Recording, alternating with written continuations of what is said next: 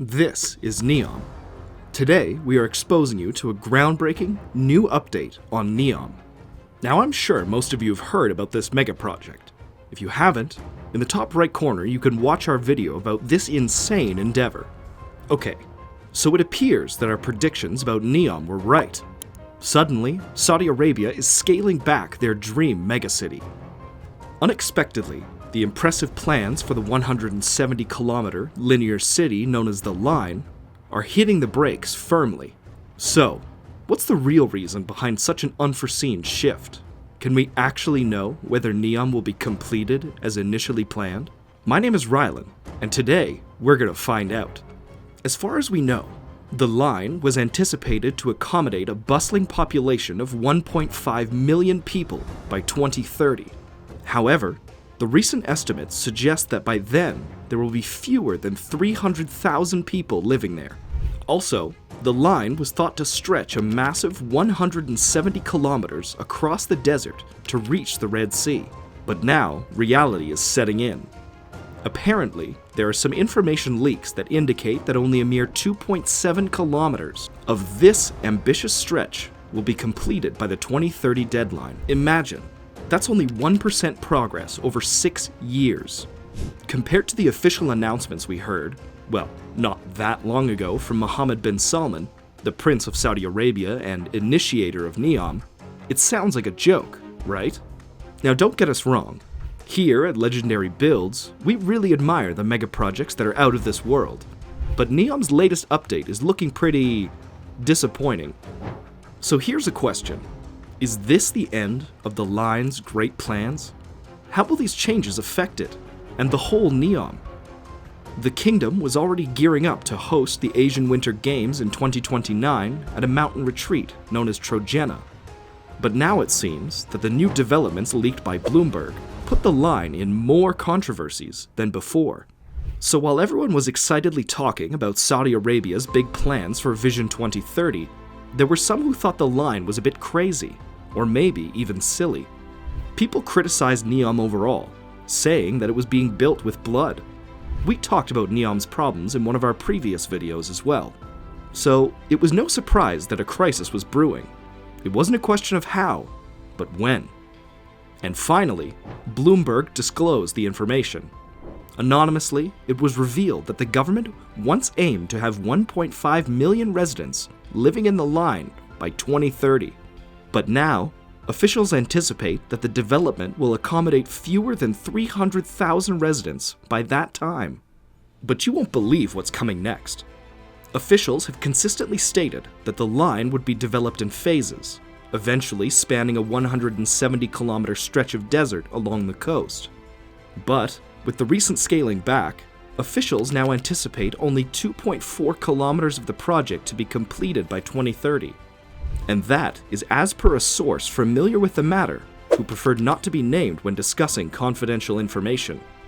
As a result, at least one contractor has begun laying off some of the workers at the site, according to a document reviewed by Bloomberg. NEOM and the Kingdom's Public Investment Fund, the primary entity backing the project, declined to provide any comments. And it's not surprising, considering that NEOM has been embroiled in allegations of flaws and corruption, and they likely wish to avoid further scrutiny. Now don't get us wrong, we're not opposed to the project. It still remains ambitious and daring. Indeed, work is ongoing on other aspects of the broader NEOM initiative. For instance, another part of the NEOM project involves transforming an island in the Red Sea into a luxurious tourist destination called Sindala, which is slated to open this year. But you might be wondering, what's the issue with the Line? There must be something suspicious going on. And indeed, here's the crux of the matter. The decision to scale back the Line comes at a time when the Kingdom's Sovereign Wealth Fund has not yet approved NEOM's budget for 2024.